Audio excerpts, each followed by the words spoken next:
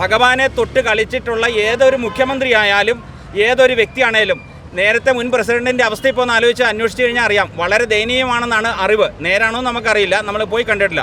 ഭഗവാനെ തൊട്ട് കളിച്ചിട്ടുള്ള ഏതൊരു വ്യക്തിക്കും അവൻ്റെ കുടുംബം 7 ജന്മം നശിച്ച് നാറാണക്കല്ല് പിടിച്ചു പോകുന്നുള്ളതിന് യാതൊരു മാറ്റമില്ല. സ്വാമിയേ ശരണമയ്യപ്പ.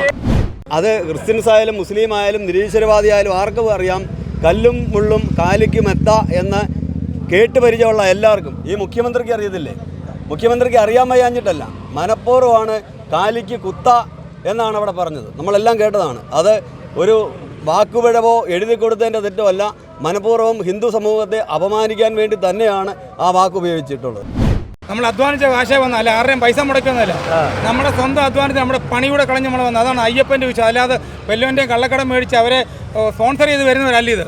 സ്വന്തം കാശ് സ്വന്തം ജോലിക്ക് പോലും പോകാതെ കഷ്ടപ്പെട്ട് വന്നവരാണ് ഞങ്ങളത്.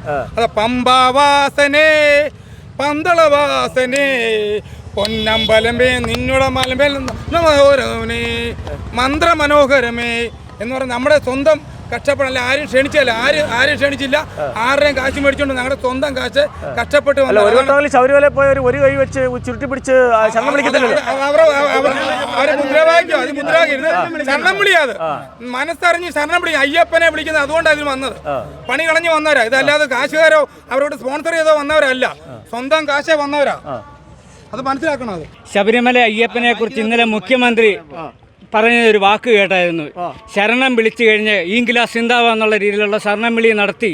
അതോടൊപ്പം തന്നെ പിന്നെ കല്ലും മുള്ളും കാലിക്കും മെത്തയെന്ന് പറയുന്നവരും കാലിക്ക് കുത്തയെന്ന് പറഞ്ഞ് സംസാരിച്ച മുഖ്യമന്ത്രി ഈ ശബരിമല അയ്യപ്പൻ്റെ സന്നിധി വന്നിട്ട് ഈ മാതിരി വൃത്തിയായിട്ട വാക്കുകൾ സംസാരിച്ച് ഇതാണ് യഥാർത്ഥ ശബരിമല അയ്യപ്പൻ്റെ ഭക്തന്മാർ. ഇതാണ് ഇത്രയധികം പിണറായി വിജയൻ കാണിച്ചു വെച്ച പുതിയ രീതിയിൽ ഒരു ശരണം വിളി ഇന്നലെ നിങ്ങൾ കണ്ട് മനസ്സിലാക്കാൻ പറ്റില്ലേ? അതെ, തീർച്ചയായിട്ടും ഒറ്റ കൈ കൊണ്ട് ശരണം വിളിക്കാം.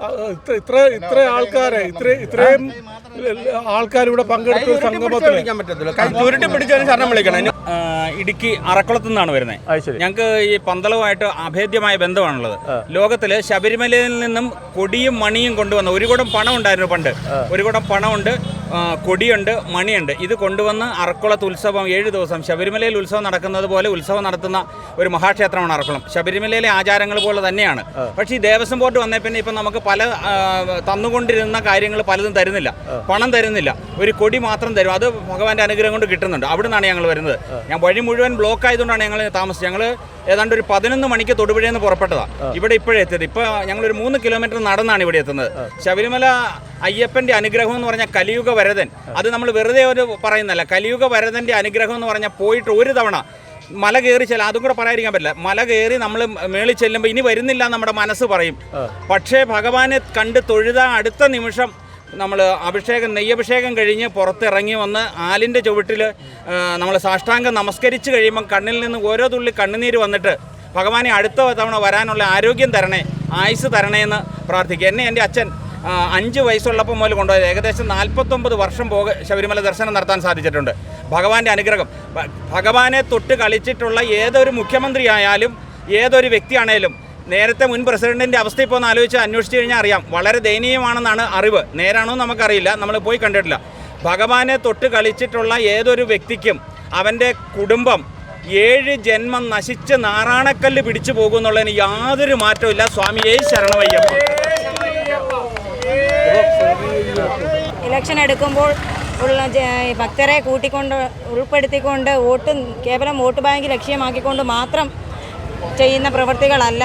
യഥാർത്ഥത്തെ ഭക്ത സംഗമം കാണണം എന്നുണ്ട് എങ്കിൽ പന്തളത്ത് തന്നെ എത്തണം. കാരണം അയ്യപ്പൻ്റെ മണ്ണിൽ വന്നു ചേരുമ്പോൾ തന്നെ ഇപ്പോൾ അറിയാം, ഇവിടെ നിരവധി ആളുകൾ വന്നിരിക്കുന്നത് അവർ സ്വന്തം ചെലവിൽ തന്നെ, അവർ വണ്ടിയിൽ തന്നെ അവരുടെ ആഗ്രഹ സബലീകരണത്തിന് വേണ്ടിയാണ്. കാരണം കഴിഞ്ഞ മണ്ഡലകാലങ്ങളിലൊക്കെ തന്നെ അവർ അനുഭവിച്ച ദുരിതങ്ങൾക്കൊക്കെ ഒരു പരിഹാരം തീർച്ചയായിട്ടും ഉണ്ടാകണം എന്നുള്ള ആ ഒരു ഉറപ്പോടുകൂടി തന്നെയാണ് ഈ ഭക്തസംഗമത്തിൽ എത്തിച്ചേർന്നിരിക്കുന്നത്. അപ്പോൾ ഇത്രയും ജനങ്ങളെ കണ്ടപ്പോൾ തന്നെ വളരെയധികം സന്തോഷമുണ്ട്. ഇത് കപടമല്ല, ഇത് സത്യമാണ് എന്നത് തത്വമസി എന്ന വാക്കിൻ്റെ അർത്ഥം അതാണ് ഇവിടെ കണ്ടുകൊണ്ടിരിക്കുന്ന ഈ ജനപ്രവാഹം. ലക്ഷോപലക്ഷം ജനങ്ങളും അയ്യപ്പൻ കുട്ടിക്കാലത്ത് കളിച്ചുകൊണ്ടിരുന്ന സ്ഥലവും അല്ലെങ്കിൽ അയ്യപ്പൻ്റെ ഓരോ ഇതും നമ്മുടെ ഓരോ ശബരിമലയിലെ ഓരോ തങ്കയങ്കി ഘോഷയാത്രയും അങ്ങനെ പിന്നെ 18-ാം പടിയും അതെല്ലാം ഓരോ വിശ്വാസങ്ങളാണ്. അതാണ് നമ്മൾ സംരക്ഷിക്കാനാണ് ഇവിടെ ശബരിമലയിൽ വന്നിരിക്കുന്നത്. അതിന് നമ്മൾ ഈ ആഗോള അയ്യപ്പ സംഗമം എന്ന് പറഞ്ഞൊരു പരിപാടി നടത്തുമ്പം നമ്മളെല്ലാം പറഞ്ഞു അത് വോട്ട് ലക്ഷ്യമാക്കിക്കൊണ്ട് തന്നെയാണ്. എങ്കിൽ പോലും ഇന്നലെ വിളിച്ച ആ ശരണം വിളി ഈ ഹിന്ദു സമൂഹത്തെ ശരിക്കും അപമാനിക്കുന്ന കാര്യത്തിലാണ്. കേരളത്തിൽ ജനിച്ച ഒരാൾക്ക് പോലും അത് ക്രിസ്ത്യൻസ് ആയാലും മുസ്ലിം ആയാലും നിരീശ്വരവാദിയായാലും ആർക്കും അറിയാം കല്ലും മുള്ളും കാലിക്ക് മെത്ത എന്ന് കേട്ട് പരിചയമുള്ള എല്ലാവർക്കും. ഈ മുഖ്യമന്ത്രിക്ക് അറിയത്തില്ലേ? മുഖ്യമന്ത്രിക്ക് അറിയാൻ വയ്യാഞ്ഞിട്ടല്ല, മനഃപൂർവ്വമാണ് കാലിക്ക് കുത്ത എന്നാണ് അവിടെ പറഞ്ഞത്. നമ്മളെല്ലാം കേട്ടതാണ്. അത് ഒരു വാക്കുപിഴവോ എഴുതി കൊടുത്തതിൻ്റെ തെറ്റോ അല്ല, മനഃപൂർവ്വം ഹിന്ദു സമൂഹത്തെ അപമാനിക്കാൻ വേണ്ടി തന്നെയാണ് ആ വാക്ക് ഉപയോഗിച്ചിട്ടുള്ളത്. നമുക്കറിയാം ഇവിടെ ഇന്നിപ്പോൾ ഇന്നലെ മിനിഞ്ഞാന്ന് അവിടെ നടന്ന പരിപാടിയും ഇന്നിവിടെ നടക്കുന്ന പരിപാടിയും തമ്മിൽ താരതമ്യം ചെയ്താൽ അറിയാം, ജനലക്ഷങ്ങൾ ഒഴുകിയെത്തുവാണ്. അവിടെ 420 പേരാണ് പങ്കെടുത്തത്. കസേര മുഴുവൻ കാലിയായിട്ട് കിടക്കുമായിരുന്നു. ഇന്ന് ഈ റോഡ് KP റോഡും MC റോഡും എല്ലാം നിറഞ്ഞ് ജനലക്ഷങ്ങൾ ഒഴുകിക്കൊണ്ടിരിക്കുകയാണ്.